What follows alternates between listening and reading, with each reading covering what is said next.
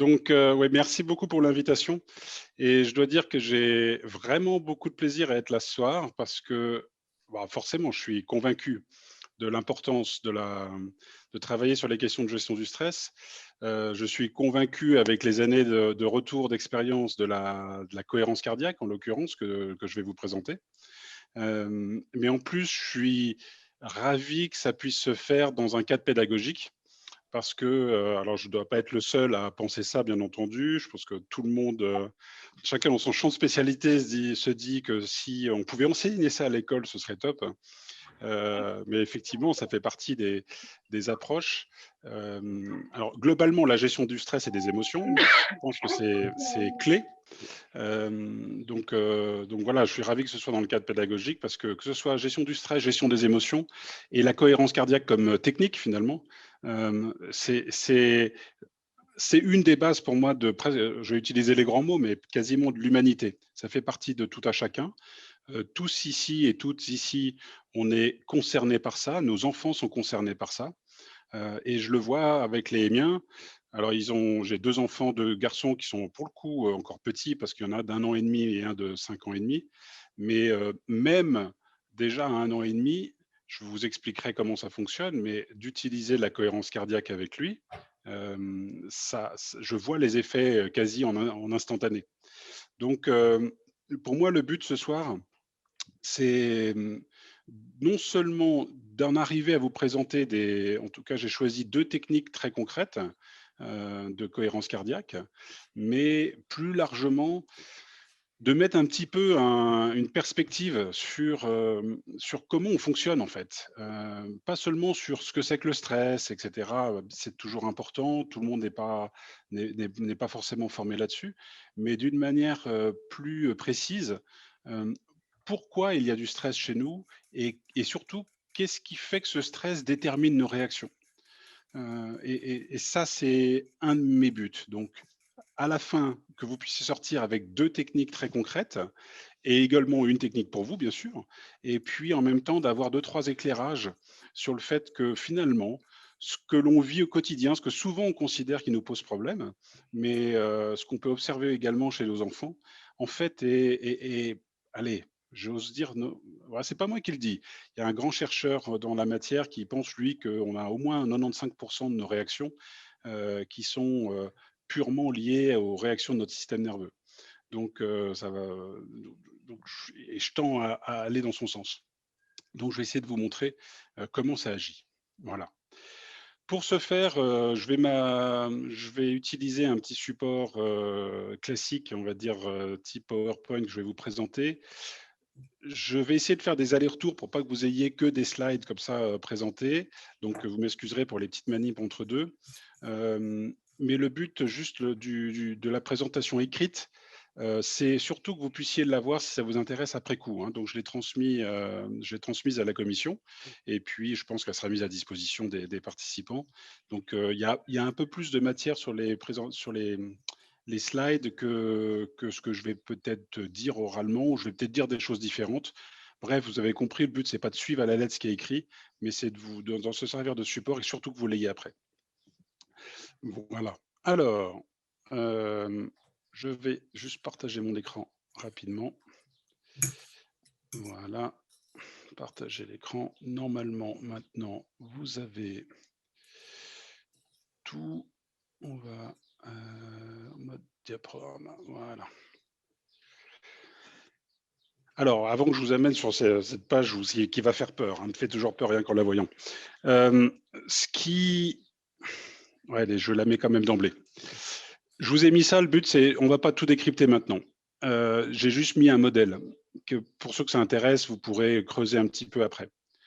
Ce qui est très, très, à mon sens, important à intégrer et là, je vous présente vraiment en plus d'une certaine façon, la pointe de la recherche en psychologie, parce que la théorie polyvagale, c'est son nom, du système nerveux, est quelque chose qui est en biologie émergent depuis 20-30 ans, et qui est en train véritablement de révolutionner l'approche aussi des thérapies de la psychologie.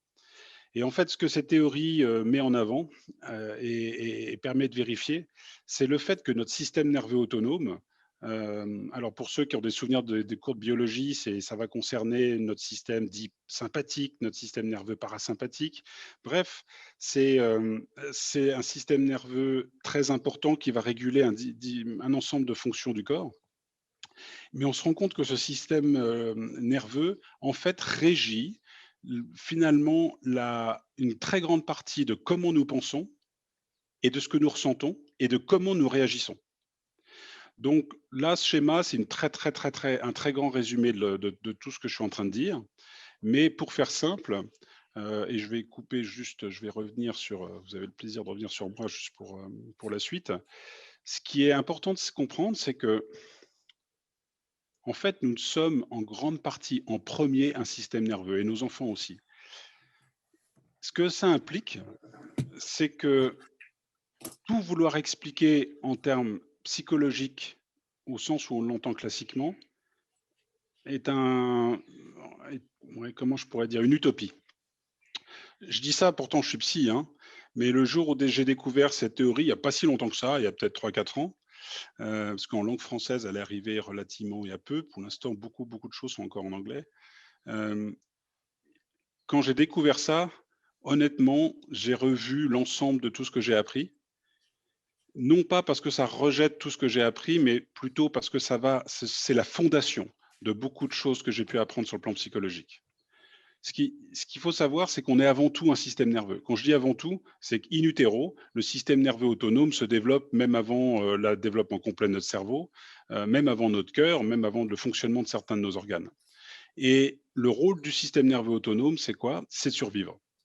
Donc, tout notre être, la fondation de notre être est programmée en quelque sorte, est designée à travers l'évolution pour nous amener à survivre d'une manière efficace, y compris donc chez nos enfants, y compris s'il y a des pédagogues parmi nous, vous en tant que prof, y compris moi en tant que psy, en tant que parent, en tant qu'homme, etc. Tout mon système nerveux dont je ne peux me passer, sinon après c'est la mort, hein, donc je ne peux pas m'en passer. Et tout système nerveux, par différents mécanismes dont je passe les détails, dont un qui s'appelle la neuroception, en fait, permet basiquement de capter les informations extérieures d'une manière très rapide, bien avant même mon cerveau, bien avant que l'information soit traitée par mon cerveau. Donc de capter l'information, d'identifier quasi instantanément s'il y a danger ou pas danger, et à partir de là, de se brancher en mode survie. Pour faire, là encore très simple, il n'y a pas 36 000 options dans le mode survie. Et pour ceux qui ont étudié des fois des choses sur le stress, vous allez retrouver des choses qu'on apprend, qu'on connaît. Il y a soit une réaction possible via le nerf vague vers la branche sympathique, le nerf vague ventral, pour être précis. Il va y avoir toute une activation dans ce cas-là du sympathique qui va donner plutôt s'il y a un danger perçu, va donner une forme d'activation, de mobilisation pour agir, en gros. Donc, pour éventuellement fuir ou combattre, pour se défendre, pour s'échapper, mais bref, va mobiliser l'ensemble de notre corps. Et ça, on peut tous le percevoir, au dehors même du comportement.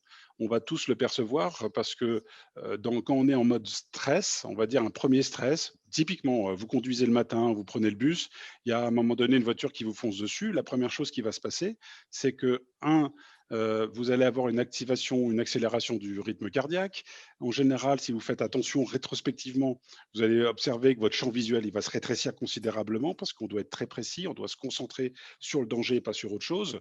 On va prendre une décision très rapide qui va jouer beaucoup dans le corps, et puis on va peut-être, faire un pas de côté, tourner le volant.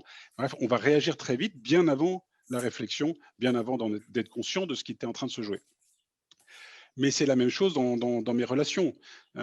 Si je suis en train de me confronter à ma femme, qu'est-ce qui va se passer dans un premier temps? Probablement, je vais avoir moi aussi mon nerf, mon système sympathique qui va s'activer et puis de la même façon, je vais commencer à mobiliser mon corps, je vais avoir un certain nombre de tensions, je vais peut-être parler de manière un peu plus rapide, je vais être un peu plus offensif, réactif, hein. Il y a différentes, activations qui vont se faire. Chez les enfants, c'est exactement la même chose. le premier stade, en tout cas le stade, on va dire normal, naturel, si vous stressez un enfant, quel que soit son âge, il va commencer à s'agiter, à s'activer. Donc ça peut se traduire selon l'âge par une activation, motrice, quoi. Il va commencer à bouger beaucoup plus peut-être pleurer, il peut se mettre, dans une rage quand c'est des tout petits enfants, où ils vont commencer peut-être à ventiler un peu émotionnellement, où ils vont commencer à courir un peu partout, à parler très vite. Voilà, il va y avoir tout un ensemble de choses qui sont en fait le reflet que d'une seule chose, et c'est ça le point important que je tiens à démontrer en fait en parlant du système nerveux, c'est que l'ensemble de ces comportements d'activation qui se résument en psychologie, quand on parle classiquement dans des réactions type fuite ou combat, Ah d'accord. on va retrouver en fait avant tout juste une réaction du système nerveux qui s'est branché en mode survie. OK. Donc et ça dépasse, enfin c'est universel, c'est humain. C'est même plus qu'humain parce qu'on le découvre chez quasiment tous les mammifères, et probablement que je voyais ce documentaire, encore hier soir, La sagesse du poulpe là, ou je sais plus comment, ou de la pieuvre, je sais plus quel est le titre en français. Et on voit que même chez un mollusque, il y a des comportements de fuite, des comportements d'attaque, exactement de la même façon. Donc probablement que tout ce qui est vivant, en tout cas animal, va réagir un peu de la même façon. Ça, c'est un mode de réaction. J'ai un stress, je vais m'activer. Il y a une autre branche dans le système nerveux autonome qu'on appelle le système, enfin, qui passe par le nerf vague dorsal. Et là, c'est une autre type de réaction. Quand mon système nerveux se branche sur ce mode-là, ça va donner des comportements plutôt d'inhibition de l'action.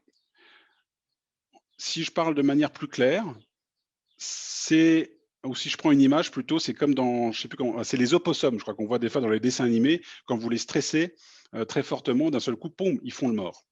Et en fait, on a un système de survie, très archaïque en nous, branché dans notre système nerveux, qui est la stratégie du mort. Effectivement, si je peux plus fuir, si je peux plus combattre, peut-être que si je fais le mort, j'ai encore peut-être une chance de passer au travers du danger. Et donc notre système nerveux réagit également comme ça. Quand il se branche sur le système, dorsal, sur le nerf vague dorsal, il va y avoir une réduction de l'énergie. C'est comme si j'avais vraiment une fuite d'énergie, qui va se traduire comment?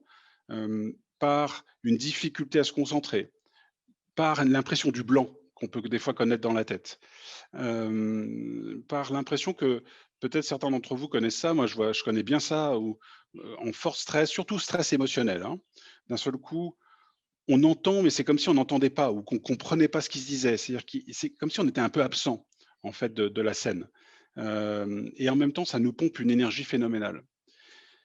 Ça, c'est une stratégie beaucoup plus archaïque.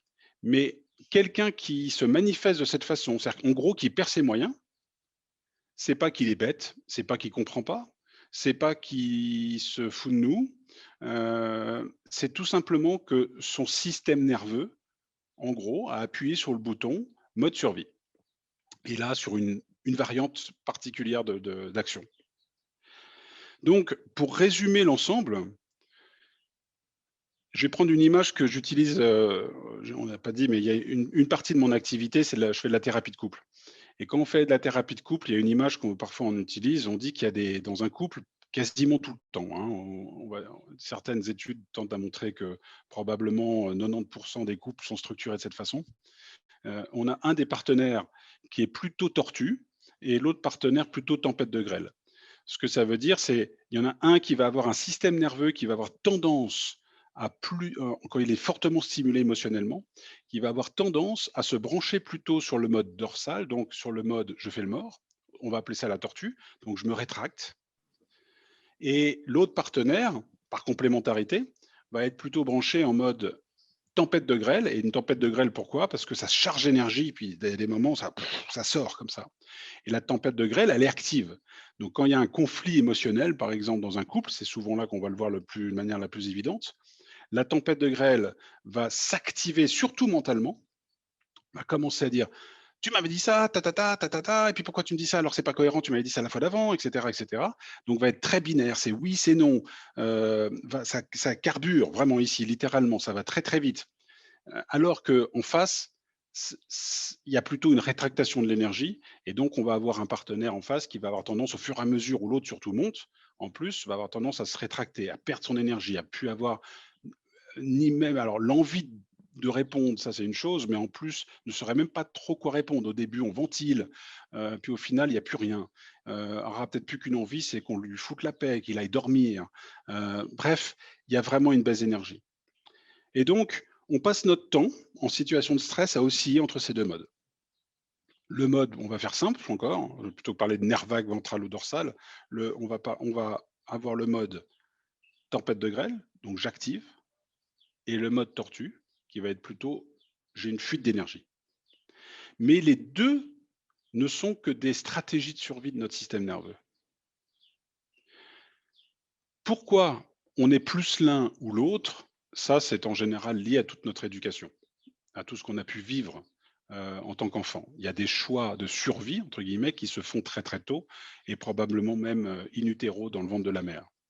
Mais effectivement, si j'ai enregistré que quand je monte mon énergie, que quand je suis bébé, que plus je crie, plus j'ai de l'attention et que là ça marche, bah, je vais peut-être intégrer dans mon système nerveux que, il vaut mieux monter l'énergie, s'exprimer ou et cetera, heu, pour survivre efficacement. À l'inverse, peut-être qu'il fallait mieux que je me fasse discret, que, dès que j'exprimais ma colère, elle était peut-être réprimée ou mal perçue et moi, en tant qu'enfant, si c'est mal perçu, si je ressens du rejet ou autre, je ressens ça comme un danger. Danger de pas être aimé, hein, c'est le pire des dangers pour un enfant, parce que on n'est pas autonome quand on est bébé notamment, et donc peut-être que le programme privilégié que je vais avoir développé dans mon système nerveux, pour plus tard aussi, c'est le mode tortue, donc il vaut mieux que je rétracte mon énergie. Ceci étant dit, si vous y pensez de cette façon, ça il en découle beaucoup de choses. La première, c'est que bien souvent, en fait, probablement que l'essentiel de ce qu'on juge comme problématique dans le comportement des uns et des autres, ou dans ma propre façon d'être, n'est pas un problème en tant que tel. C'est une stratégie de survie qui m'a aidé, sinon je serais pas vivant, je serais pas dans l'état où je suis là, même si des fois je m'estime pas en bon état.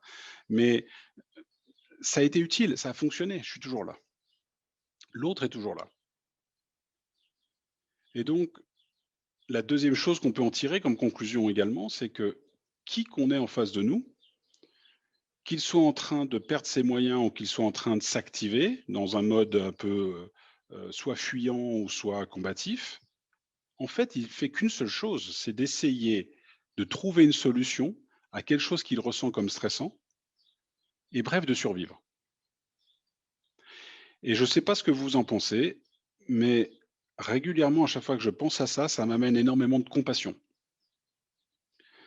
De compassion pour moi-même déjà, à force de parce que je suis comme tout le monde à penser souvent, enfin, il y a des choses en moi où j'ai pendant des années pensé que c'était un problème que j'avais ou que d'autres à l'extérieur me renvoyaient comme un problème, alors que c'est pas un problème, c'est juste un mode de fonctionnement qu'il faut peut-être apprendre à canaliser, à gérer, à élargir un peu sa palette. Mais honnêtement, aujourd'hui, de ce qu'on en sait, on me refera pas, on vous refera pas. Vous aurez tendance tous à maintenir probablement tout le reste de votre vie un certain mode de mécanisme de survie et donc une tortue ne deviendra jamais radicalement une tempête de grêle ou vice versa. Donc et nos enfants, c'est exactement pareil. Donc je pense que quand vous êtes pédagogue, forcément que vous devez avoir plus de patience spontanée, enfin j'espère, hein, plus de patience spontanée que moi.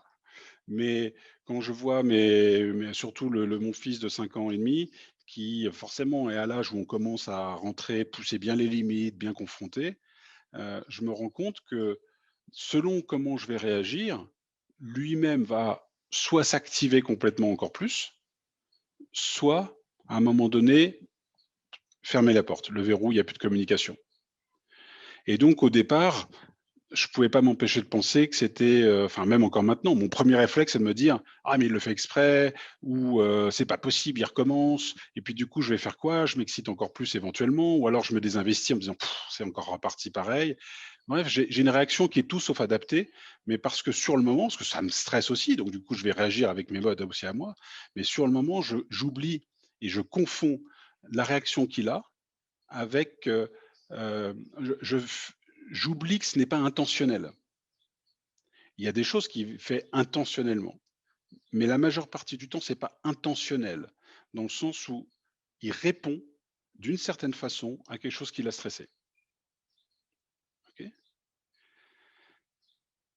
Si tout va bien et qu'on est dans quelque chose de théoriquement sain, naturellement, un stress arrive, première réaction, c'est plutôt l'activation. Donc soit je vais combattre. Quand on dit combattre, c'est une façon de dire alors bien sûr, ça peut être physique, hein, mais c'est, tout simplement aussi de se dire: «Je m'occupe du problème, je vais au front, je me confronte à la chose, je ne l'évite pas, je cherche à être dans une résolution de problème» et cetera.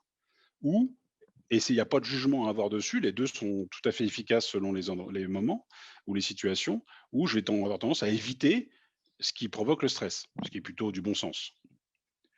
Là, je suis en activation. En fait, ce qui se passe, c'est que quand j'apprends à certaines occasions ou quand le stress, en tout cas, même si c'est de manière occasionnelle, commence à perdurer ou à être beaucoup trop fort et que je n'ai plus l'occasion de développer la même quantité d'énergie, à mobiliser, à ce moment-là, le mode tortue commence à s'opérer. Donc dernière stratégie, on va dire. Mais selon les passés plus ou moins traumatiques, les histoires des uns et des autres, des fois, on se branche très facilement sur, le mode tortue, par exemple, où des gens n'arrivent pas à décrocher ou à rester toujours en mode activé. Bref, il y a toute la palette ensuite qui existe. Dernière chose sur le système nerveux qui est à mon avis très important de comprendre, c'est que c'est ce même système qui va nous aider à créer de la connexion entre personnes.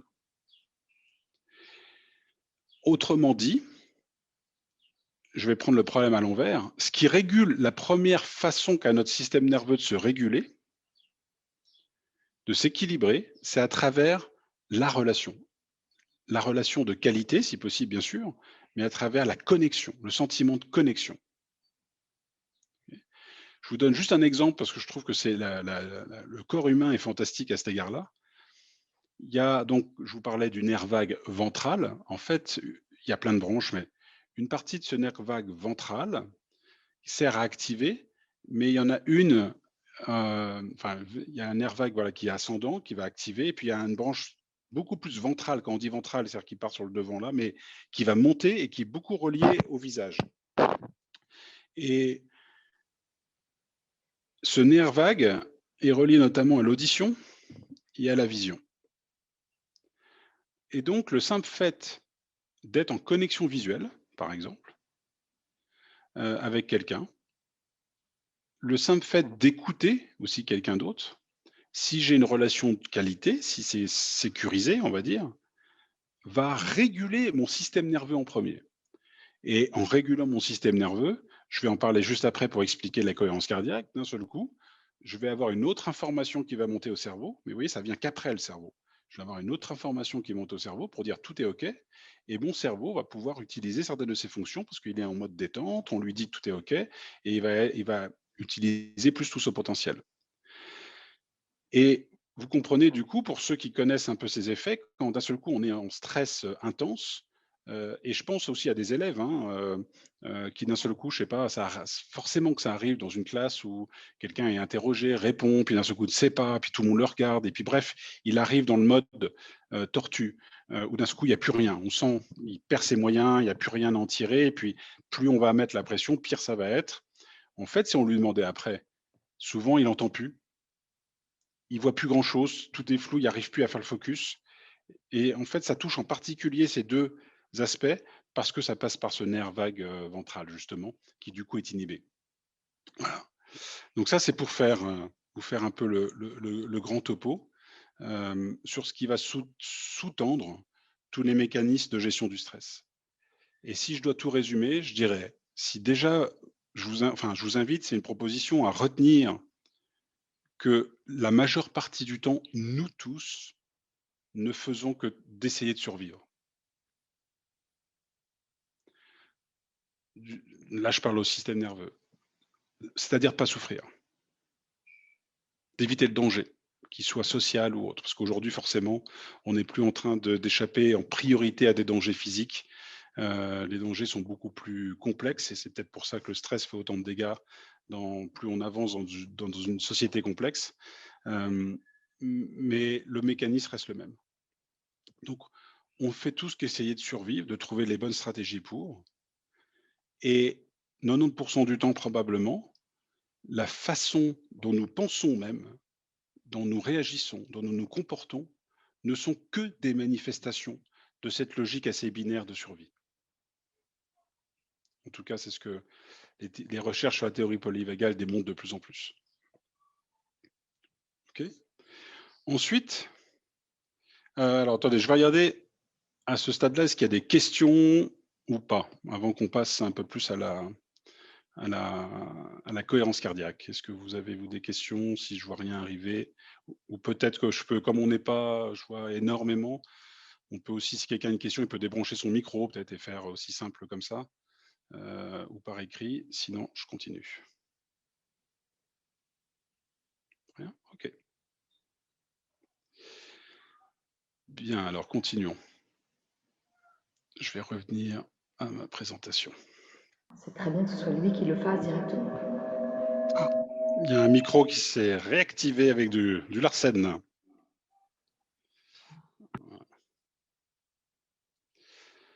Donc, je lisez pas tout, je vais vous dire l'essentiel, mais comme ça vous verrez ce qu'il y a dans le support. Ce système nerveux, il a ensuite une particularité, c'est ce système nerveux autonome, et le nerf vague en particulier. Le nerf vague, c'est un des nerfs crâniens, il y a plusieurs séries de nerfs crâniens. Le nerf vague, il relie notre cerveau à nos organes en particulier. Et il y a une connexion cerveau-cœur qui est primordiale dans tout ce système. J'irai un peu plus loin, pas que, je suis resté sur cerveau-cœur, c'est ce qu'on va utiliser en cohérence cardiaque. Mais également une connexion, on va dire, cerveau, cœur, intestin. Et qu'est-ce que j'ai mis après? Voilà. Et on va, nous, ensuite, travailler spécifiquement là-dessus quand je vais vous expliquer la fréquence cardiaque. Donc, juste un tout petit focus. Je vais arrêter le partage. Voilà, j'ai arrêté le partage. Juste un petit focus là-dessus. Pourquoi on appelle ça la cohérence cardiaque dans les... Donc, je vais expliquer juste après ce que c'est. Pourquoi on a le mot cardiaque? Parce qu'en fait, le cœur est relié à un faisceau de connexion très très fort avec notre cerveau, via donc le système nerveux, vous l'aurez compris. En fait, ce qui est intéressant de savoir, c'est que littéralement, et ce n'est pas une image, on a 3 cerveaux. C'est-à-dire qu'on a 3 organes qui sont particulièrement riches en neurones, et il se trouve qu'en plus, ils sont connectés ensemble via le système nerveux autonome, enfin via le nerf vague. Donc, on a le cerveau que tout le monde connaît. Mais il y en a 2 autres.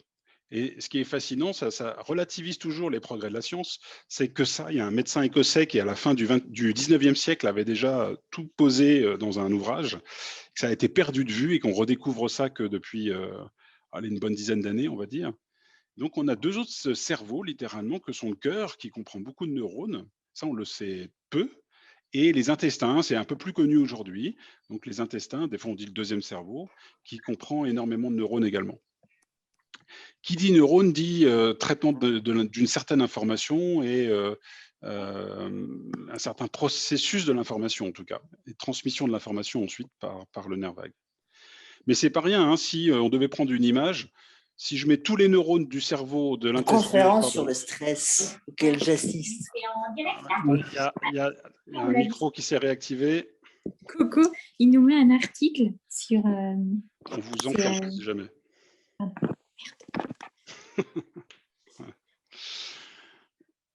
Donc, si je mettais tous les neurones de l'intestin ensemble, c'est à peu près le volume du cerveau d'un chien. Donc, c'est pas rien. Et si je mets tous les neurones du cœur ensemble, ça fait à peu près le volume du cerveau d'un rat.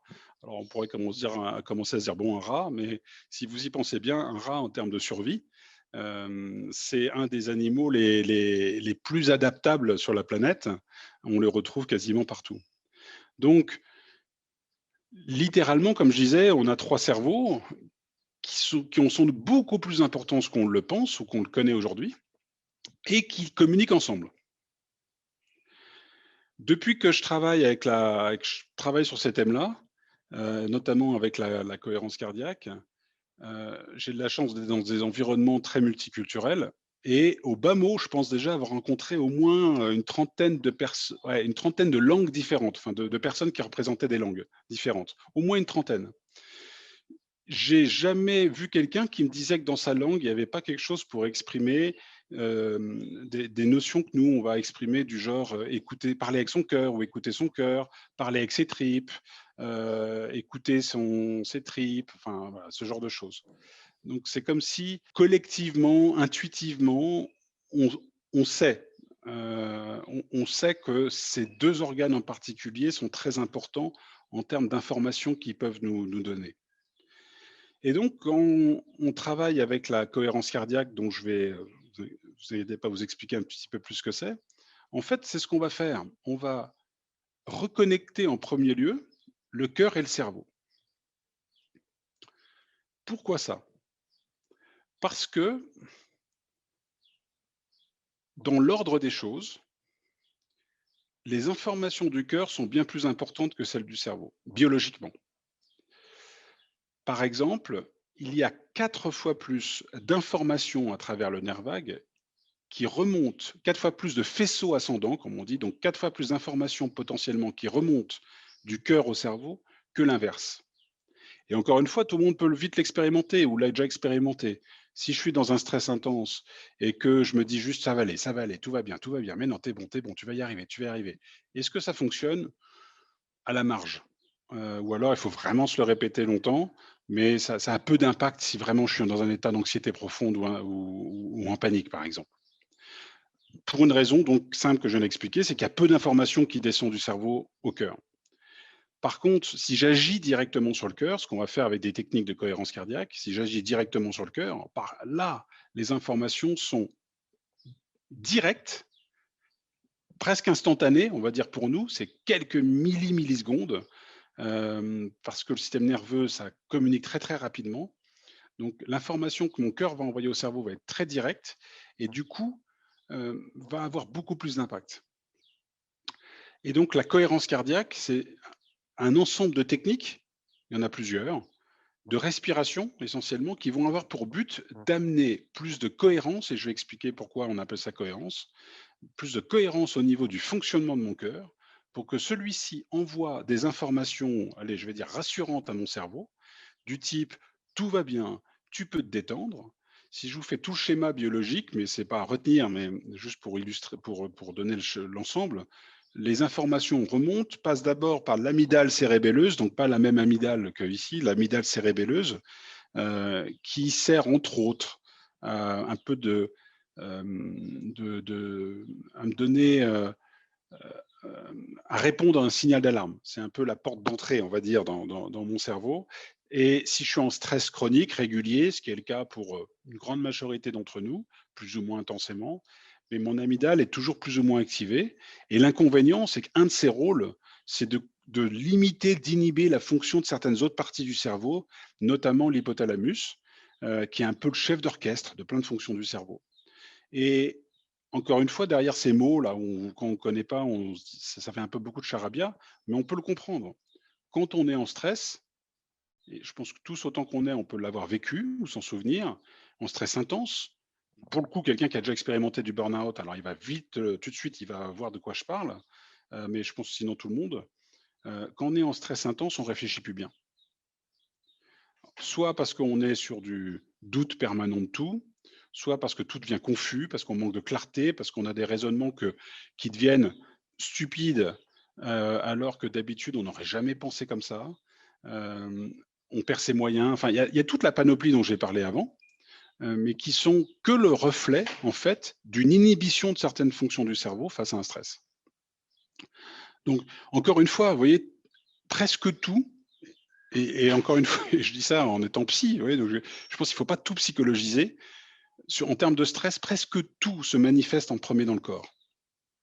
Et l'ensemble de presque toutes les réactions qu'on juge chez d'autres, qu'on juge chez soi, etc., sont en général, presque toujours, que des réactions d'abord physiologiques face à un stress, qui ont pu être apprises il y a bien longtemps, hein, et qui ne sont pas toujours appropriées à maintenant.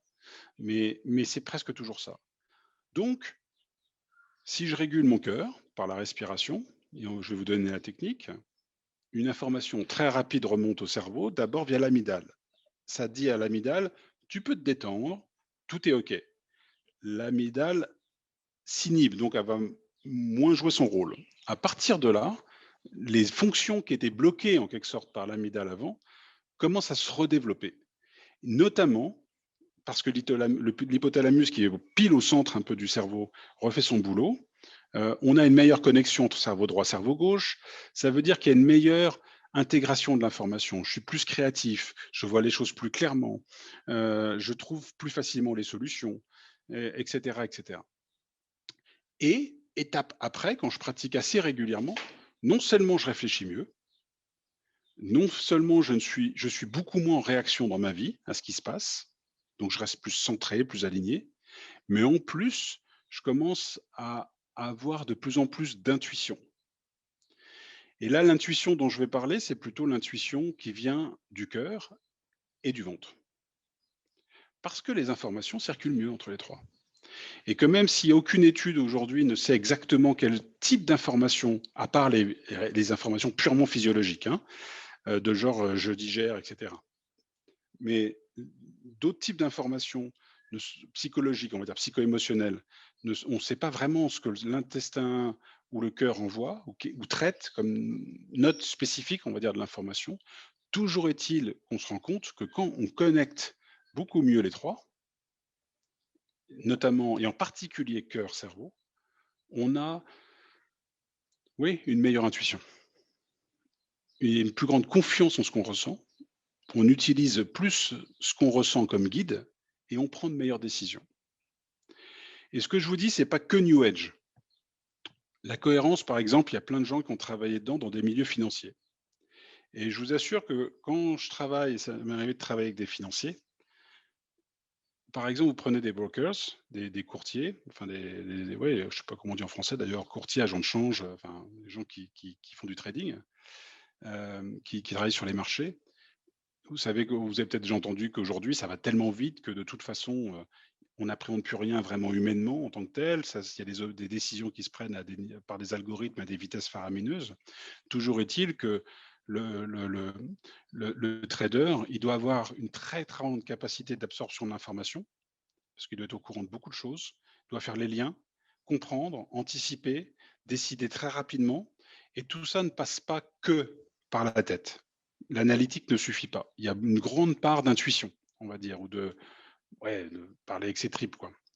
Et quand on fait des programmes, par exemple, rien que de 3-4 mois de cohérence cardiaque simple, hein, dans des milieux comme ceux-là, ça a pu être observé, on se rend compte que les rendements, les résultats sont même meilleurs et supérieurs. C'est-à-dire que les décisions ne sont pas seulement juste une pure intuition comme ça, mais fondées, amènent du résultat. Et bien sûr, tout le monde n'a pas envie d'être trader. Néanmoins, c'est juste une façon d'illustrer ce que ça donne dans notre vie quand on est beaucoup plus, comme on dit, centré ou aligné. Quand les trois sont connectés ensemble, ma vie est beaucoup plus riche. Dernière chose, avant de rentrer vraiment encore plus maintenant sur la cohérence, c'est beaucoup plus riche dans ma vie parce que mon cerveau tout seul ne peut pas faire grand-chose. Fondamentalement, une grosse partie de mon cerveau sert à une chose, à traiter de l'information. Donc, il compare, il analyse, il dissèque, il traite. À partir de là, il va peut-être faire des programmes, des planifications, il va anticiper, éviter les risques.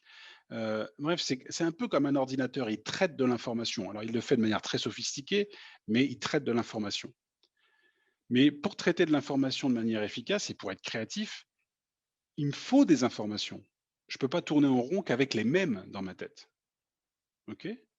Donc, Et on connaît encore une fois tout ça. Souvent, ce qui nous pose le plus problème dans notre vie, c'est des choses qui nous amènent d'ailleurs du stress. Et c'est un cercle vicieux. On est peu créatif. Combien de fois on répète les mêmes conneries et on voit qu'on a encore le même résultat, hein, forcément. Comme disait Einstein, il n'y a que les fous qui pensent qu'on aura des résultats différents en s'y reprenant de la même façon. Si on ne change pas quelque chose, s'il n'y a pas de nouvelles données, de nouvelles informations, mon cerveau, il n'est pas créatif, il va tourner toutes les mêmes dans le même sens, enfin dans des sens différents, mais à un moment donné, s'il manque des données, bah, risque de passer à côté de la solution. Et le travail de cohérence, comme d'autres, hein, il y a la méditation d'une manière générale, quand elle est poussée et bien pratiquée, va amener à des résultats un peu similaires. On va reconnecter l'ensemble et dans ce cas-là, mon cerveau, oui, est plus créatif, plus efficace, etc. Parce que il reçoit des informations de mon cœur, notamment. Voilà. Donc pourquoi moi j'ai choisi la cohérence cardiaque? Parce que moi j'ai fini mes études oui, en 98, ce qui me rajeunit pas, mais déjà là, je m'étais fortement intéressé aux questions de gestion de stress. Pour des raisons purement égoïstes au départ, honnêtement, c'est parce que je suis pas forcément naturellement bon en gestion du stress. J'ai tendance vite moi je suis plutôt une tortue, donc je vais vite perdre mes moyens, je ventile assez vite, et cetera. Et puis, très vite, de manière personnelle, je voulais trouver des solutions pour commencer à moins en pâtir quoi, à être plus moi-même. Voilà. Et une chose en amenant une autre, forcément que, en rencontrant, j'ai toujours été en cabinet, j'ai toujours eu un cabinet j'ai fait différentes choses, mais j'ai toujours eu un cabinet depuis 98. Donc, toutes les personnes que j'ai reçues depuis ce temps-là, il y a un point commun chez quasiment tout le monde, c'est, le stress. Donc, j'appliquais ces méthodes. Et donc depuis le temps, vous imaginez, j'ai testé beaucoup de choses. Ce que j'aime avec la cohérence cardiaque, ça fait une bonne dizaine d'années que je l'utilise, c'est qu'elle est simple. Tellement simple qu'à la fin, vous allez vous dire: «Mais pourquoi il nous a raconté tout ça juste pour nous apprendre à respirer, de manière aussi facile?» Hem, c'est très, très simple, ça prend peu de temps en termes de pratique. Quand je dis peu de temps, c'est que probablement une pratique d'une heure, pardon d'une heure, une pratique de, allez 2 à 3 fois 5 minutes par jour, c'est déjà considéré comme une pratique intense. Donc c'est casable. Vous voyez, je peux faire ça, je suis pas obligé de me mettre sur un coussin, un zafou pendant 3/4 d'heure, 1 heure tous les jours pour avoir des effets. Et puis la cohérence, personne ne le voit, donc je peux être à une réunion, m'embêter un peu et puis faire ça, sans que personne le voie. Moi, j'apprécie beaucoup ce genre de choses et en plus, les résultats se font sentir rapidement et ça s'adresse directement au système nerveux. Donc la méditation, il y en a plein de formes de méditation, hein, mais si je fais vipassana, si je fais même du mindfulness, la pleine conscience, je développe d'autres choses. Je suis aussi en même temps en train de travailler mon muscle, on va dire, de la conscience. Hem, la cohérence cardiaque un peu, mais moins directement. Donc en termes de gestion du stress, j'en suis venu à un moment donné à dire: «OK, maintenant c'est cohérence cardiaque à tout prix». De temps en temps, je donne 2-3 autres techniques de respiration, 2-3 autres approches, mais en général, on a déjà de bons résultats avec ça. Donc ce ouais, ça fait 1 heure, je vais repartager mon écran et il y a des choses qu'on va pas regarder ensemble parce que si ça vous intéresse, vous les regarderez de votre côté. On va aller plutôt à des choses plus essentielles. Je vais vous montrer par exemple tac. Alors voilà, un premier exemple. Excusez-moi, c'est en anglais, mais je ne l'avais pas en français ce schéma-là. Quels sont les bénéfices qu'on peut en retirer? Et là, ce que je suis en train de parler, ça a été fait à la fois cette étude-là, elle est sur des adultes, hein, mais ils ont beaucoup, beaucoup travaillé. Je dis «ils», c'est HeartMath, l'institut américain qui travaille essentiellement sur la cohérence cardiaque, avec qui je suis formé. Ils travaillent énormément avec les enfants et ils développent des programmes qui sont très répandus maintenant dans pas mal d'endroits aux États-Unis, spécifiques à la cohérence cardiaque pour les enfants, grosso modo à partir de 5-6 ans jusqu'à, bien sûr, après, plus tard. En termes de résultats, comme vous pouvez le voir, on a hop, je mets ça de côté, je ne sais pas si vous voyez les barres des états, voilà. Là, ça a été fait sur, au total 11 000, presque 12 000 salariés. Et dans juste 2 mois et demi, 3 mois de pratique de cohérence cardiaque, comme je vous l'ai expliqué, c'est-à-dire 2 à 3 fois 5 minutes par jour. Voilà les résultats qu'on a. On a une amélioration de 24% de la concentration, une amélioration du sommeil de 30%. Puis alors pour le sommeil, c'est sans doute un des trucs qui marche le mieux dans les 2 tiers des cas. Pas toujours, il y a un tiers il faut autre chose. Hein. Mais on a une amélioration en tout cas du sommeil dans les 2 tiers des cas, quasiment dès le premier jour. Ouais, pas mal de gens dès le premier jour. 38% de sensation de calme et une diminution de l'anxiété très forte, de près de la moitié, comme la fatigue et puis de certains symptômes de dépression. Donc c'est tout ça qu'on peut attendre. Maintenant, un exemple, là je vous mets juste, voilà, comme ça vous voyez. Je vous mets juste ça parce que c'est visuel, hein. Sinon, à part me croire, vous ne pouvez pas vous rendre compte exactement des résultats que ça peut donner. Il se trouve que l'intérêt que j'aime bien, moi, quand je pratique de la cohérence cardiaque, c'est qu'on peut avoir des outils de mesure. Donc, un capteur, on le met sur l'oreille, on le branche à un ordinateur. On peut même, maintenant, il y en a plein qu'on branche sur un attel. Et puis, ça mesure votre variabilité cardiaque, parce que c'est la notion physiologique sur laquelle on travaille en cohérence, donc sur la manière dont votre cœur, les variations qu'il y a entre 2 battements de cœur. On va aller chercher à réguler tout ça, à harmoniser tout ça. Et donc, on peut mesurer tout ça et avoir un reflet comme ça aussi de comment fonctionne votre système nerveux. Pour vous donner un ordre d'idée, là, c'est des mesures que j'ai fait avec quelqu'un que j'ai accompagné. C'était quelqu'un que j'ai reçu dans le cadre de l'assurance invalidité, dans le cadre de l'AI, suite à un burn-out. Un homme de 38 ans qui était cuisinier et puis qui a vraiment fait un vrai burn-out. Tous les signes étaient là et puis il était vraiment en mauvais état pendant un bout de temps, hein, à dormir 16 heures par jour, a pu arriver à fonctionner. Enfin, c'était vraiment assez intense. Et donc, quand je l'ai reçu, on a le diagramme de gauche. Même si vous ne savez pas le lire, c'est pas très grave. Mais vous voyez, on a des espèces de courbes un peu anarchiques. Voilà, c'était son point de départ. Là, je vous ai mis pas après. Ouais, celui-ci, c'est. Attendez, je vérifie. Oui, c'est après. C'est-à-dire qu'on était à moins de 3 mois de pratique. Il n'était pas super régulier dans sa pratique, mais quand même un petit peu tous les jours. Et donc, en moins de 3 mois, durablement, il a pu complètement réguler sa variabilité cardiaque, c'est la courbe en haut, et en bas, complètement modifier la manière dont son système nerveux réagissait.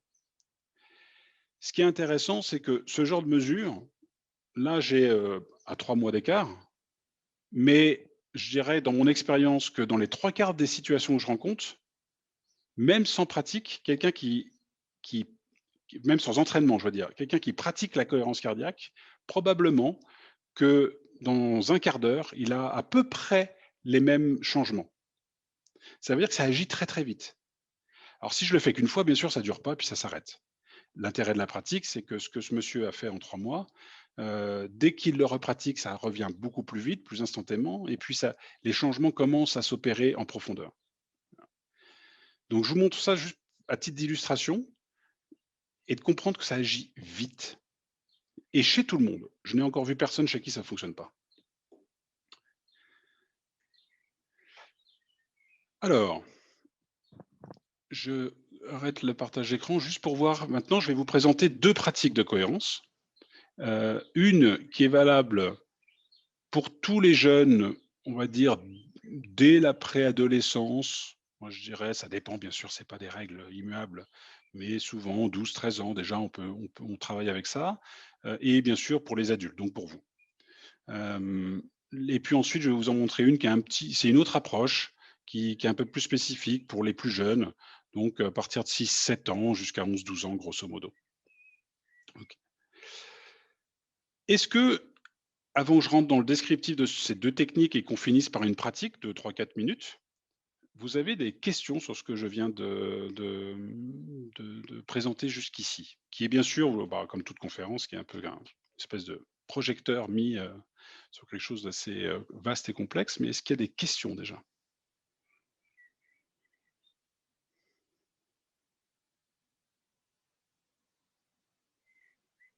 Ok, je vais en conclure que tout est clair. Bien. Eh bien, écoutez, s'il n'y a pas de questions, continuons. Donc, il y a plusieurs approches dans la cohérence cardiaque, plusieurs techniques. J'en connais en tout cas principalement 7-8. Sans doute que parmi vous, il y en a qui pratiquent déjà de la cohérence cardiaque parce que c'est quand même relativement connu, surtout des fois dans les milieux médicaux ou psy. Euh, je dois dire que très souvent, puis peut-être que vous aurez fait, j'espère, une autre expérience, mais très souvent, surtout dans le monde francophone, la cohérence qu'on nous enseigne ou qu'on nous dit de faire se limite à ce qu'on appelle la cohérence physiologique, c'est-à-dire qu'on travaille juste sur le réflexe, la réaction du cœur à une respiration plus lente et avec une concentration soit sur le rythme du cœur, soit sur une petite bille, par exemple, ou des choses comme ça. C'est top déjà de faire ça. Ça change radicalement les choses. Mais on peut aller beaucoup plus loin.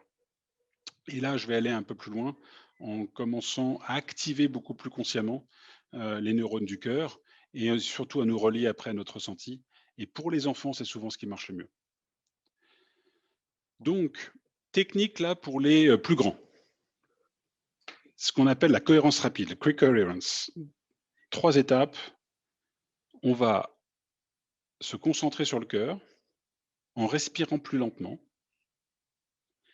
Ensuite, on va respirer à travers le cœur. Je vais vous expliquer ce que ça veut dire. Et enfin, on va ressentir une émotion positive, si possible, dans le cœur.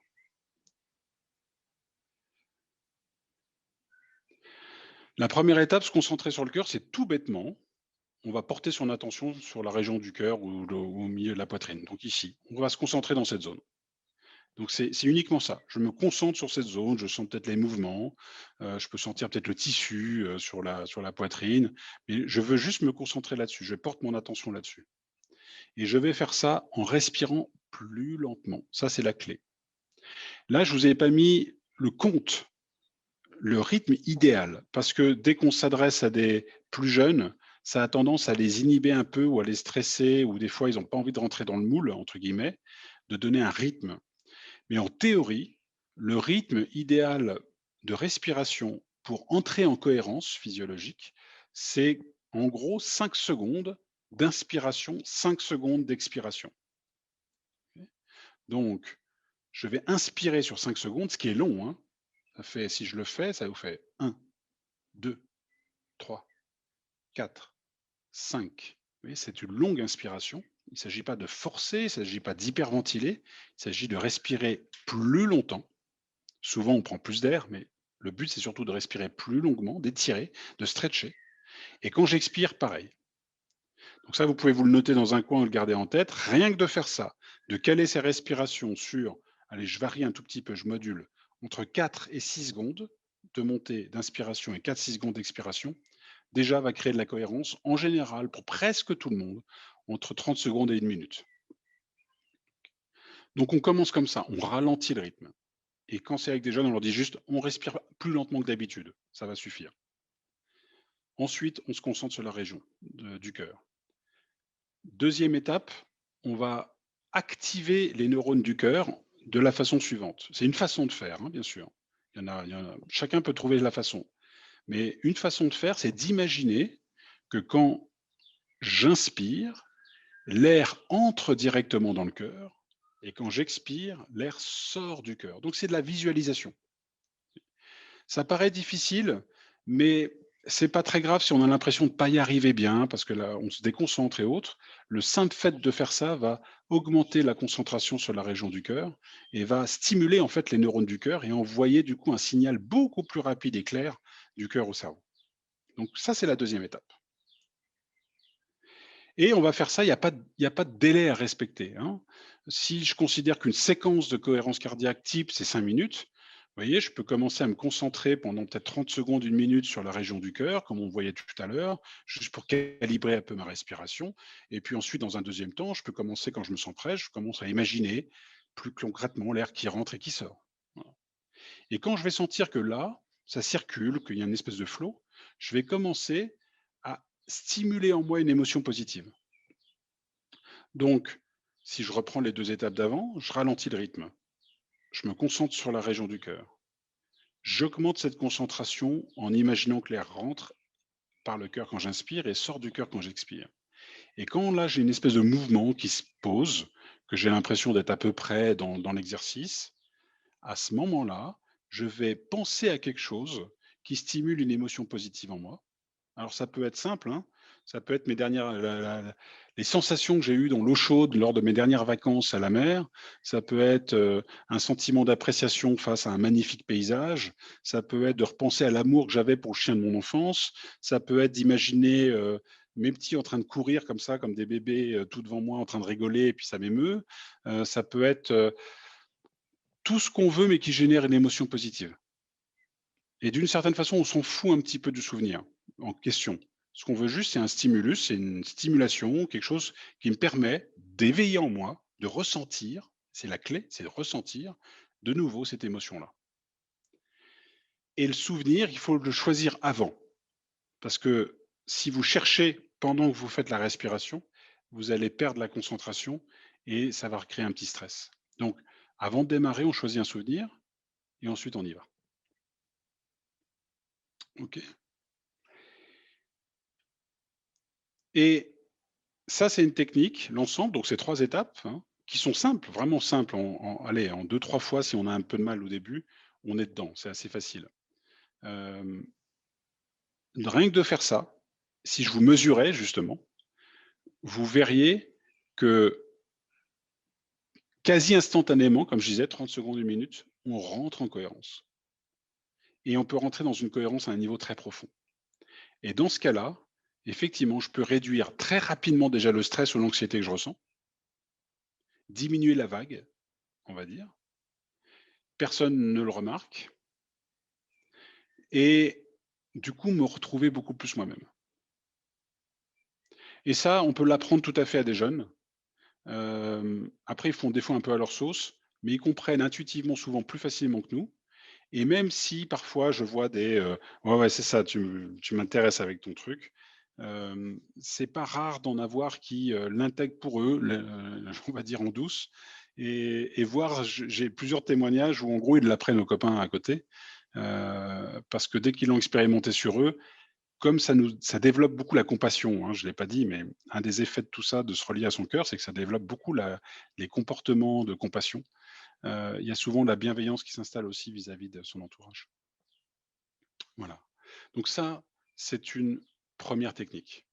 OK. C'est celle que je vais vous inviter à pratiquer juste après la présentation rapide de la deuxième, qui est pour les un peu plus jeunes, et vous allez voir qu'il y a une autre façon de présenter finalement ce qu'on a fait. Donc c'est pour ça que je l'ai mis en deuxième. Et donc comme vous voyez, tout est écrit, hein, donc il y aura plus une fois que vous avez compris le principe, il faut l'essayer sur soi et puis ensuite, vous avez sous la main, si jamais, les étapes. Une deuxième technique qu'on va appeler, qu'HeartMath appelle Heart Shift, donc pour changer l'état du cœur en quelque sorte, est bien adaptée aux plus jeunes en général. Le but, ça va être de les aider à se calmer. Vous voyez, quand ils sont à ces âges-là, des fois, ils ont encore du mal à se réguler émotionnellement. Donc, ce qu'on veut les aider, les outiller, c'est à mieux se réguler. On va dire ça comme ça. C'est pas contrôler les émotions dans le sens de les réprimer, c'est juste se réguler plus facilement. Et donc se calmer. Et puis du coup aussi à penser plus facilement, parce que ce sont des âges où on développe de plus en plus la pensée «rationnelle» entre guillemets, pas que dans le sens purement cartésien, mais dans le sens de je mène une réflexion, en me projetant dans le temps, voilà, quelque chose qui se rapproche bien sûr de ce qu'on va être capable de faire adulte. Quand ils sont plus jeunes, il faut d'abord commencer par les reconnecter beaucoup plus à leurs émotions. En fait, à leur mettre du vocabulaire. Le gros problème que je découvre, y compris chez les adultes et quasiment toujours chez les adultes d'ailleurs, c'est que si je vous demandais individuellement qu'est-ce que vous ressentez, spontanément, 9 fois sur 10, on va me dire ouais, ça va, je me sens bien ou je me sens pas bien. Mais si je dis mais spécifiquement, c'est quoi derrière comme émotion? Déjà, beaucoup sont perdus. Et parce qu'on n'a jamais appris à faire ça. Et pourtant, c'est une des clés parce que comment est-ce que je peux faire quelque chose de ce que je ressens de manière efficace si je ne sais pas identifier ce que c'est? OK. Donc, je ne vais pas faire tout un cours sur les émotions, c'est un autre domaine, mais grosso modo, il y a 4 grosses émotions de base, mais quand ils sont jeunes, on ne va pas se borner à ça, on va mettre d'autres mots, des fois aussi autour. Et les 4 émotions de base, c'est la joie, la peur, la colère et la tristesse, mais excitation, ennui, bref, tous les mots qui peuvent traduire un peu des émotions, on va d'abord demander, on va demander quand on le guide au départ, le jeune, on va lui demander un peu qu'est-ce qu'il a ressenti aujourd'hui, et pour l'aider à mettre des mots. Ensuite, on va s'occuper d'une émotion avec laquelle il n'est pas forcément à l'aise. Et c'est souvent des émotions type frustration, colère, peur, tristesse, contrariété, des choses comme ça. Et là, on va commencer à lui demander qu'est-ce que tu peux penser à un moment où tu étais contrarié ou frustré, ou tu as eu peur, ou tu étais triste. Et les questions les plus importantes, c'est celles qui suivent. Comment ça s'est manifesté chez toi? Donc, une façon de faire, c'est est-ce que tu as remarqué une tension, par exemple, dans les épaules? Est-ce que l'estomac a été dérangé? Est-ce que le ventre ne se sentait pas bien? Est-ce que le cœur battait plus vite? Bref, on est en train, en faisant ça, de l'aider à reconnaître les signes. Entre parenthèses, honnêtement, je pense qu'on pourrait tous faire ça plus souvent. Ça nous aiderait même à anticiper des fois les crises qui peuvent se produire en nous. Donc, le lien entre ce qu'il ressent et comment ça se manifeste chez lui. Et plus on va le faire, ça, plus il sera capable spontanément ensuite de faire le lien. C'est juste une façon de faire les bonnes connexions neuronales, entre guillemets. Entre je ressens ça, ça veut dire telle émotion. Et ensuite, on pourra même apprendre plus tard de cette émotion, qu'est-ce que je peux en faire. Bon. Mais ce n'est pas l'objet ici. Donc, voilà, une émotion pas agréable, il ne sait pas quoi en faire, comment ça se manifeste. Et ensuite, on va rentrer dans les étapes à proprement parler. Donc, l'étape, la première, c'est reconnaître ce qu'on ressent. On en a beaucoup parlé là. Ensuite, on va se recentrer sur le cœur de nouveau et on va respirer, mais cette fois-ci, on ne va pas demander d'imaginer quelque chose de trop élaboré. On va chercher surtout une sensation de calme. Ok. Donc, quand on apprend la technique à son enfant ou à un jeune, on va d'abord partir sur, quand tu veux le faire tout seul, tu te demandes d'abord ce que tu sens. Et c'est mieux, j'ai fait une faute d'orthographe d'ailleurs, je suis désolé, là, tu ressens, mais c'est même mieux s'il le dit même pour lui-même à voix haute, pour différents mécanismes de neuropsycho que je passe là. À partir de là, on va l'aider à se recentrer sur le cœur, mais comme la concentration risque d'être plus compliquée, on va l'aider, guider, on va lui dire, bah, à ce moment-là, tu poses 2 doigts sur le front, et j'ai même fait une petite faute encore, décidément. Elle m'avait échappé après toutes les relectures. Je vous montre visuellement. Voilà, on va le guider en disant, voilà, qu'est-ce que tu ressens? Et à partir de là, on va lui dire, voilà, tu vas te recentrer sur le cœur et on va l'aider avec le mouvement. Il faut, ça l'aide s'il se touche. On va dire, voilà, tu pars d'ici et tu vas dans le cœur. Ok. Et ça, c'est une façon beaucoup plus intuitive pour lui ou elle de se reconnecter. Et une fois qu'il a les mains sur la poitrine, on lui demande juste de se concentrer sur cette zone. Donc, ça va être plus facile à travers le mouvement, peut-être de la poitrine sur la main, etc. Ensuite, étape 3, on lui demande juste de respirer plus lentement, facilement, sans forcer. Donc, il n'y a pas de choses à faire spécifiques du genre choses comme ça. On respire par le nez, c'est simple, mais c'est un peu plus lent. Et on va le guider un tout petit peu en disant, voilà, imagine maintenant que l'air entre pardon, et sort de la région du cœur. Prends ton temps, inspire, expire. Et puis on va lui dire, bah voilà, fais ça 3, 5 fois ou plus si tu te sens confortable. Donc, on finit toujours cette pratique-là, par contre, si on guide, et s'il est tout seul, on lui demande de le faire, par maintenant, qu'est-ce que tu ressens? Parce que la clé à ces âges-là en particulier, c'est de reconnecter encore une fois et de reconnaître ce qu'il ressent. Et je passe voilà, d'autres détails. Donc, 2 techniques. Vous voyez un peu, ce n'est pas des sciences exactes. Il faut être créatif, bien entendu, avec ça. Mais vous avez les guides principaux et ça fonctionne franchement bien. Plus petit, je vois mon fils de 5 ans, il ne le fait pas tout seul encore. Je le fais avec lui, tout simplement. Je vous ai pas parlé de ça, mais il y a un effet de résonance très, très, très, très fort, en fait, parce que quand vous régulez votre cœur, le cœur émet un champ électromagnétique. Ce champ électromagnétique rentre en connexion avec les champs électromagnétiques d'autres cœurs. Ça paraît un peu ésotérique comme ça, mais on peut le vérifier, on peut même le mesurer. Et dans ces champs électromagnétiques, il y a beaucoup d'informations qui circulent.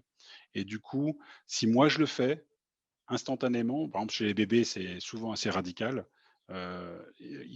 l'autre va le sentir. Ok. Et donc à 5 ans, d'abord je vais le faire en même temps que lui. Et dans un deuxième temps, des fois, j'utilise même des petites applications où on voit, j'en ai une, alors lui il est anglophone, mon fils, donc il en a une en anglais où il y a un petit monstre qui respire et qui lui fait: «Vas-y, respire avec moi». Et puis il va faire un petit peu comme ça. Et puis je cherche pas pour l'instant à ce qu'il fasse plus, mais voilà, on adapte avec l'âge, quoi. Bien. Je suis arrivé au bout de la présentation. Ce que je vous propose, c'est de répondre à vos questions et puis ensuite de terminer avec 3 minutes de cohérence rapide que je vous guiderai, hein. C'est pas la peine d'avoir le manuel sous les yeux et je vous guiderai ensuite pour le faire pour ceux qui le souhaitent. Est-ce que vous avez des questions? Alors, je remonte du coup le flot des questions qui étaient dans le chat. Ta, ta, ta. À l'expiration, le rythme cardiaque ralentit et l'expiration, il s'accélère. Réaction physiologique. N'y aurait-il pas un intérêt à expirer pendant plus longtemps et inspirer pendant moins longtemps? Alors, oui, j'ai même un livre qui s'appelle 77 techniques de respiration. Donc, il y en a plein, plein, plein.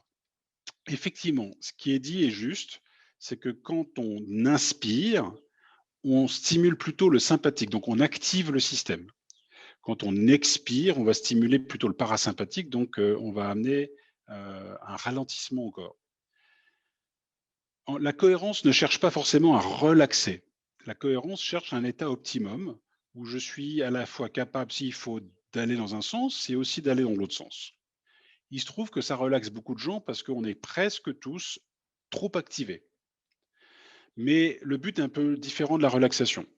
Je m'explique. Si je mesure quelqu'un qui fait de la relaxation, très souvent, enfin, c'est rare que je vois une bonne cohérence, par exemple. Ça ne veut pas dire que c'est mal, hein, c'est juste que ça travaille quelque chose d'un petit peu différent.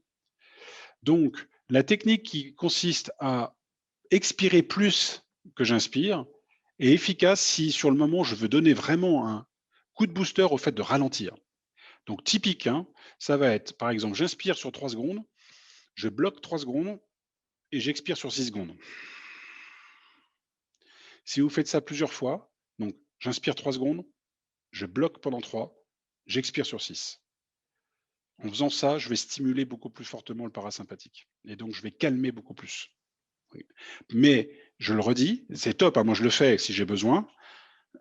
Je le redis, quand on fait ça, les effets positifs que je décrivais de la cohérence cardiaque, type focus, respiration, sommeil, certaines douleurs même de dos, beaucoup de douleurs somatiques, etc., qui diminuent, on n'a pas les mêmes résultats. C'est vraiment l'état de cohérence qui rend un fonctionnement optimum, qui régule le système hormonal derrière, etc., etc. Donc, je vous encourage en tout cas à faire les deux. Mais sinon, merci pour la question, parce que c'est une bonne technique aussi de respirer plus lentement. Quel âge pour les jeunes? Bah, j'ai un peu répondu, hein, je pense que à tous les âges, même si c'est par procuration à travers vous, même des bébés en fait. Tac, tac, tac. Faut-il faire de la relaxation en étant couché, assis ou debout? Alors, vous avez compris, je fais la différence entre faire de la relaxation et travailler en cohérence. En termes de cohérence, en tout cas, peu importe. Si vous faites ça, je vous encourage vivement de faire ça, par exemple, avant de vous coucher. Ça optimise un bon sommeil récupérateur. Si vous vous endormez pendant que vous faites, tant mieux. Mais la cohérence n'altère pas les perceptions, n'altère pas l'état d'attention ou de concentration. Au contraire, en général, optimise une bonne concentration. Donc, moi, je le fais des fois dans un bouchon. Je vais le faire allongé, oui, ou si je me réveille la nuit, plutôt que de gamberger, je fais ça dans ma tête. Voilà, donc vraiment faites-le autant que vous pouvez, en fait, et quelle que soit la posture.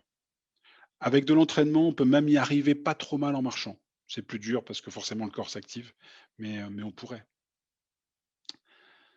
Est-ce qu'on inspire avec le nez ou la bouche? Le nez. On peut faire la bouche, hein, bien sûr, mais le risque, c'est, alors si vous avez le nez bouché, vous faites ça avec la bouche. Mais le risque avec la bouche, c'est que c'est l'hyperventilation. Donc, en général, je vais prendre plus d'air quand j'inspire avec la bouche qu'avec le nez, et quand j'expire aussi, ça crée, ça se rapproche d'un truc qu'on appelle la manœuvre de Valsalva, ou j'arrive jamais à le prononcer, enfin bref, et ça peut créer des fois un peu d'étourdissement. Donc si possible, le nez. Comme je disais, à la limite, personne ne voit rien. C'est encore le plus, le meilleur repère.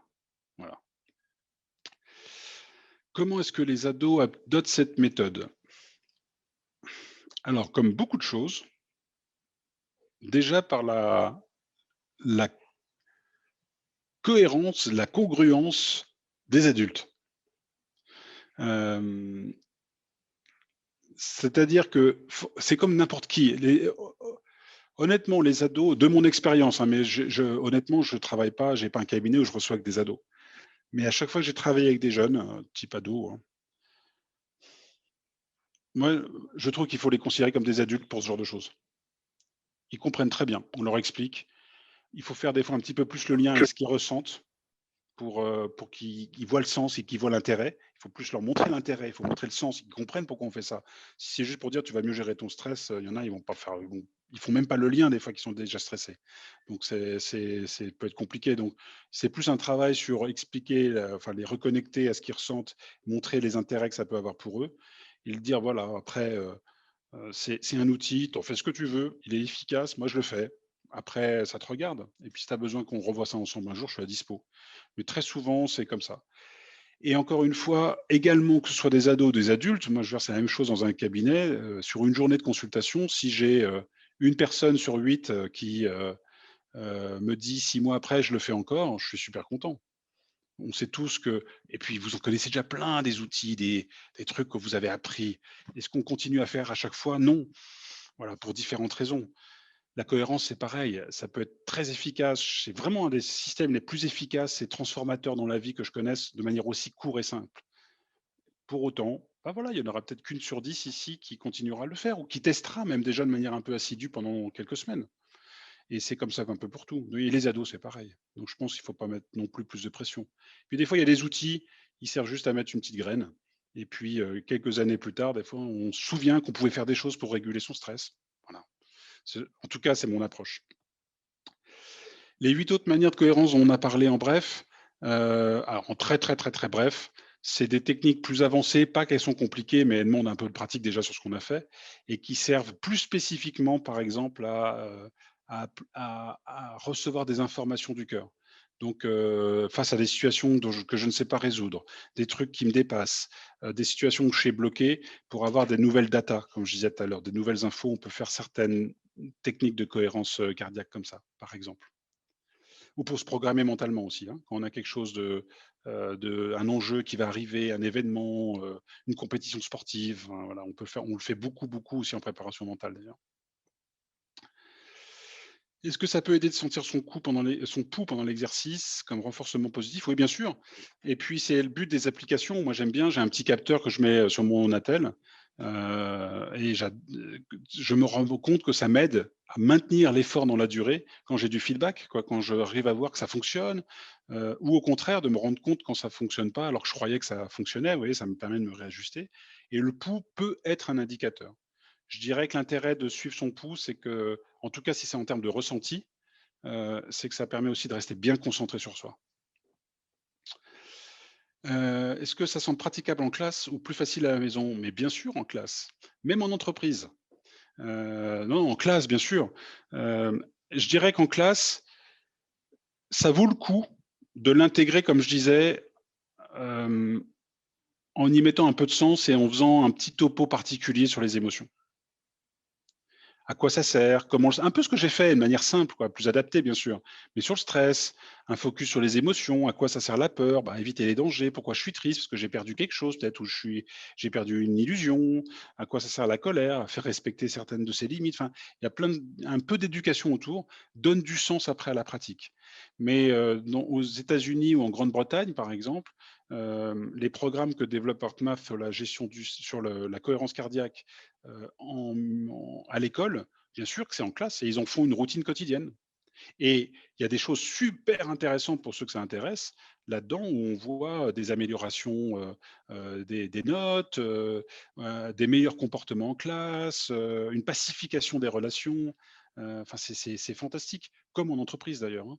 Mais oui, alors ça, ce serait mon rêve, c'est que des classes s'approprient ça comme une pratique quasi régulière parce que, ça enrichit beaucoup les relations, en dehors de l'apprentissage, hein, ça enrichit beaucoup les relations. Et est-ce que l'effet en classe pourrait décupler l'effet calmant? Merci beaucoup pour cette question. Alors là, vous allez voir, je vais faire vite, mais on rentre directement dans de l'ésotérique. HeartMath a un programme mondial. Il y a même une application spécifique, on se branche et on pratique à plusieurs. Il y a quelque chose de, c'est pas tant mystérieux, ils sont en train de commencer à poser des bonnes bases d'explication, mais tout à l'heure, je parlais du champ électromagnétique du cœur. Une des hypothèses d'HeartMath, c'est que le champ électromagnétique de notre cœur est relié à au champ électromagnétique global et qu'il y a beaucoup de connexions et d'informations qui circulent comme ça. Pour avoir fait l'expérience plein de fois, quand on pratique en groupe, et on peut même du coup l'objectiver parce que je peux avoir la note du groupe général sur mon application spéciale groupe, parce que tout le monde le fait en même temps connecté. Mais quand on le fait en groupe, ça marche beaucoup mieux. C'est-à-dire que les degrés de cohérence sont beaucoup plus intenses que quand on les fait tout seul. Donc oui, ça décuple, je ne sais pas si on peut le quantifier comme ça, mais l'effet est augmenté quand on le fait à plusieurs. Et quand je disais c'est un peu ésotérique, quel que soit l'endroit sur la planète. C'est-à-dire que si on le fait synchronisé avec l'intention qu'on le fait avec telle personne ou avec tel groupe, telle communauté en même temps, on se rend compte, ils ne savent pas encore complètement expliquer pourquoi, ce sont des hypothèses, mais on se rend compte que l'effet est augmenté à titre individuel. Question ensuite, est-ce qu'il y a une app qui peut aider? Oui. Alors, comme je vous disais, dans la cohérence, on peut pratiquer la cohérence purement physiologique. Et c'est une technique en soi, hein. Moi, des fois, j'utilise que ça. C'est-à-dire, je ralentis le rythme et je me calibre sur mon rythme. Donc, genre 5 secondes, par exemple. Je peux le faire, bien sûr, mentalement. Je compte 1, 2, 3, 4, 5, 1, 2, 3, 4, 5. Des fois, j'imagine comme une petite bille, parce que c'est ce qu'on va voir dans certaines applications qui monte et qui descend. Puis mentalement, je la suis, un peu comme quand on compte les moutons, hein. Parce que ce qu'on veut, c'est se concentrer sur quelque chose, hein, quand on fait de la cohérence. On respire plus lentement en même temps qu'on se concentre. Alors sur le cœur, sur un compte, sur une visualisation, etc. Mais on se concentre. Il y a une app qui fait ce travail, il y en a plein, hein, mais une de celles qui est la plus connue et je trouve la plus claire, honnêtement, la plus facile et la plus claire, elle s'appelle, je vous mets dans le chat le nom, c'est, vous la trouvez sous tout OS, enfin Android, Apple, etc. Elle s'appelle Respirelax, elle est gratuite. Et en gros, c'est pas plus compliqué qu'une bille qui monte et qui descend. Vous pouvez juste calibrer, si vous voulez, le rythme. Vous avez le mode détente où on va retrouver, comme on voyait tout à l'heure, la respiration, par exemple, où on insiste plus sur l'expiration, mais elle fait très très très bien le job. Ensuite, les systèmes dont je parle, pour ceux des fois que ça intéresse, de HeartMath. Alors HeartMath, vous avez le nom sur la page d'intro de mon document. Voilà, c'est l'institut qui a conçu ça. Tous les systèmes de mesure, alors là cette fois-ci c'est une mesure hein, avec le capteur sur le flux sanguin, etc. Mais qu'on peut avoir là-dessus avec un petit capteur Bluetooth et puis comme ça on fait ça sur tous les téléphones qu'on veut. C'est un logiciel qui s'appelle M-Wave. Voilà. Est-ce que vous avez d'autres questions? Comme je ne vois pas les visages et que je ne vois pas si ça atterrit pas, quoi que ce soit, je dois attendre le chat. Pourquoi les techniques ne sont-elles pas enseignées, proposées à l'école? Très bonne question, je ne suis pas la personne à qui qui peut vous amener la réponse. Mais globalement, ce n'est pas à l'école, je pense qu'il faut incriminer du tout. C'est collectivement. On pourrait se demander pourquoi, à tous les niveaux, on ne nous enseigne quasiment jamais rien sur ce qu'on ressent, sur les émotions. On peut toujours se dire c'est aux parents de faire ce boulot, mais c'est un cercle vicieux si eux-mêmes ne sont pas éduqués ou dégrossis ou initiés à ce genre de choses, ça ne pourra jamais s'amorcer. Et donc la fameuse intelligence émotionnelle, je vais même plus loin, hein, les qualités pour moi humaines de base, ce qui maintient énormément la cohésion sociale dans toutes les études aujourd'hui qu'on peut avoir, tient entre autres, il y a d'autres facteurs, mais entre autres, à la capacité d'empathie et de compassion. Et là, on a un fantastique moyen de développer ça, sans chercher forcément à le faire, mais ça va le faire. Donc effectivement, ça pourrait être enseigné, mais à tous les niveaux.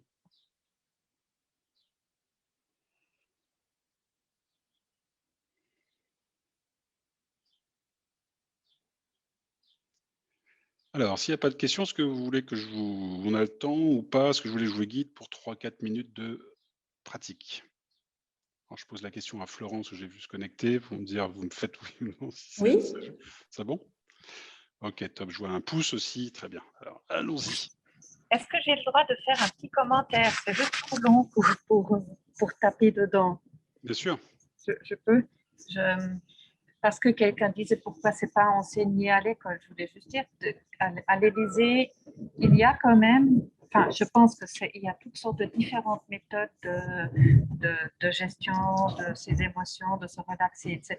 Et puis tout n'est pas connu par tout le monde, mais il existe quand même des profs qui font, par exemple, l'initiation à la méditation en classe à l'Élysée. Donc, je pense que c'est tout à fait possible aussi, mais actuellement, ça dépend beaucoup du prof s'il a envie de le faire ou pas. Donc, je pense que une possibilité, sûrement, ça pourrait être de le faire connaître au prof pour qu'il peut choisir de le faire ou pas. Oui, je pense, j'entends de plus en plus des initiatives comme ça, entre autres avec la méditation, de mindfulness aussi beaucoup. Sincèrement, je pense que ça va faire que se développer par nécessité. Pour le simple fait, vous voyez, moi, je sais pas vous, moi, je vois, j'ai 46 ans, je commence à me rendre compte déjà, à avoir assez de recul sur certaines choses pour voir l'évolution et de se rendre compte qu'effectivement, on est dans un système qui est de plus en plus complexe et qui se complexifie, soit dans la gestion du temps, mais dans les multitasking, enfin dans plein de choses. Et c'est pas un hasard si moi je suis effaré, pourtant c'est mon fonds de commerce, on pourrait dire, je devrais presque me réjouir, mais je suis honnêtement effaré de voir la quantité de gens qui font des burn-out. Et quand je dis burn-out, c'est pas juste j'ai un petit craquage, j'ai besoin de vacances, hein, c'est je mets 2, 3 ans des fois à me remettre de ce qui s'est passé. Je suis effaré de différents signes pathologiques qui se manifestent. Là, on voit avec la pandémie, hein, on est passé à un taux enquête de l'université de Bâle, on est passé d'un taux de 3% de dépression sévère dans la population à 20% de gens qui signalent des symptômes assez prononcés de dépression. Donc, bien sûr, c'est que la pandémie, c'est épisodique, mais le monde du travail et la société globalisée globalement complexifie beaucoup. Qui dit complexité dit nécessité d'avoir des capacités d'adaptation très élevées et pour réagir, s'adapter vite, etc. Et la capacité d'adaptation est directement liée à la capacité à gérer son stress. Donc, ça ne m'étonne pas que de plus en plus, il y a des initiatives souvent chez individuels dans les classes. Parfois, certains établissements le promeuvent. Et peut-être qu'un jour, on verra même un programme carrément qui dit, bah, on l'inscrit et on ne fait pas juste en parler, on pratique et on pratique et on pratique parce que c'est comme ça que ça s'inquiert, hein. On peut parler de tout ça longtemps, mais c'est que des concepts après. C'est pas la même chose que de l'intégrer dans sa vie. Donc voilà, tout ça, c'est de la prospective. Et puis, je pense qu'effectivement, merci pour le retour. Très souvent, on est surpris du nombre d'initiatives qui existent et qui vont dans le bon sens, mais qu'on ne voit pas ou qu'on ne souligne pas, ou des gens sont trop modestes pour en parler des fois aussi. Bien, alors, pour être dans le timing, et déjà, on va déborder de 2 minutes, je vous propose de faire 3 minutes. Vous avez, souvent, ça suffit déjà, de la méthode de cohérence rapide. Donc, pour ce faire, faites tout simple. En plus, je ne vous vois pas, personne ne vous voit. Vous mettez à l'aise, tranquille, assis, allongé, comme vous voulez. Vous pouvez faire ça les yeux ouverts, yeux fermés, vraiment comme vous le voulez. Mais une des clés qui va aider en termes de volume respiratoire, c'est relâcher le ventre, lâcher les abdominaux le plus possible, étirez votre colonne un petit peu pour être droit et ouvrez légèrement les épaules pour que les poumons puissent se développer correctement. Ça va être pour faciliter les choses. Et donc, on va commencer à respirer sur un rythme plus lent et je vais vous guider sur le rythme. Je vais faire le rythme, non, je ne vais pas pousser trop loin, je vais faire 4 secondes, ce sera déjà bien. Donc, je vais compter sur 4 secondes à l'inspiration, 4 secondes à l'expiration. Et puis, quand je vais sentir, entre guillemets, que tout le monde est à peu près dedans, je vais vous demander à un moment donné d'imaginer l'air qui rentre et qui sort dans le cœur. Et une fois que ça se sera fait, je vous indiquerai, enfin non, non, je vais pas vous l'indiquer, ça va vous couper dans votre connexion à vous-même. Quand vous le sentirez, vous éveillerez en vous un sentiment, une émotion positive. OK? Donc prenez juste, le temps que je finisse d'expliquer 10, 15 secondes pour trouver un souvenir qui évoque quelque chose de positif et ce souvenir-là, vous allez le stimuler en vous, l'éveiller juste pour ressentir du positif. Il est fort probable que quand vous allez faire ça, même déjà avec la visualisation sur le cœur, votre tête elle passe du coq à l'âne.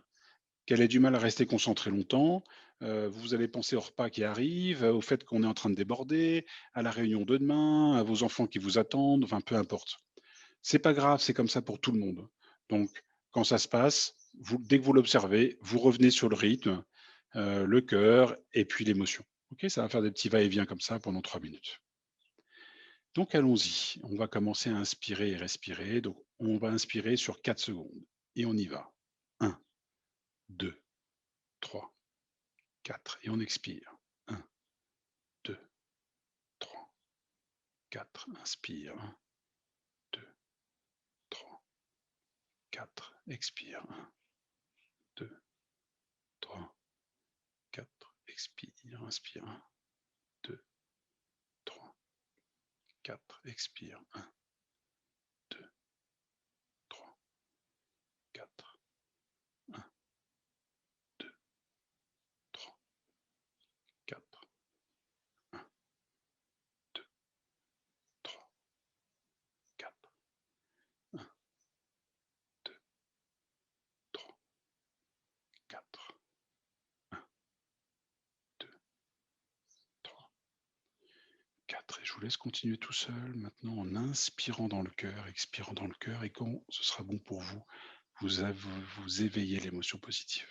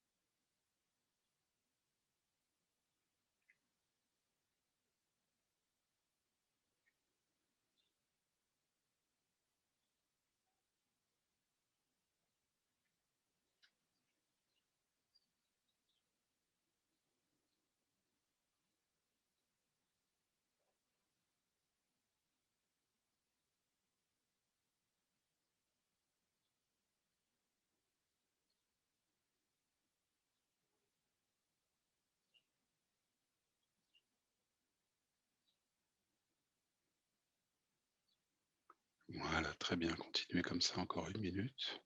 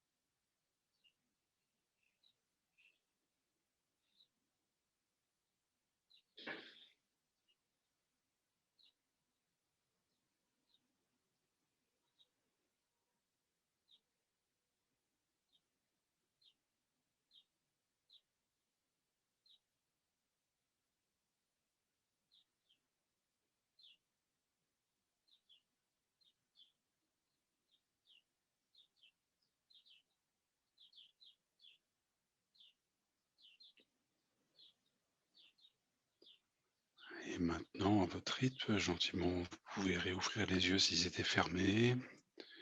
Bougez légèrement vos orteils, vos pieds, revenir ici. Et vous avez testé en un temps très court, pour pas trop déborder, la technique de cohérence rapide.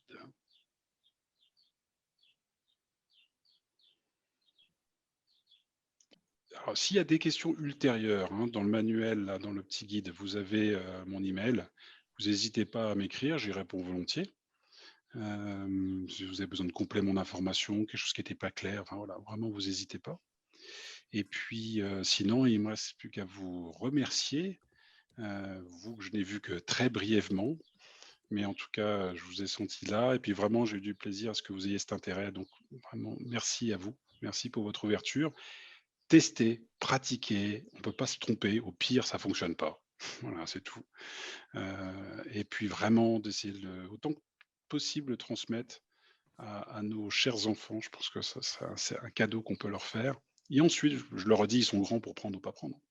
Mais en tout cas, d'avoir cette proposition.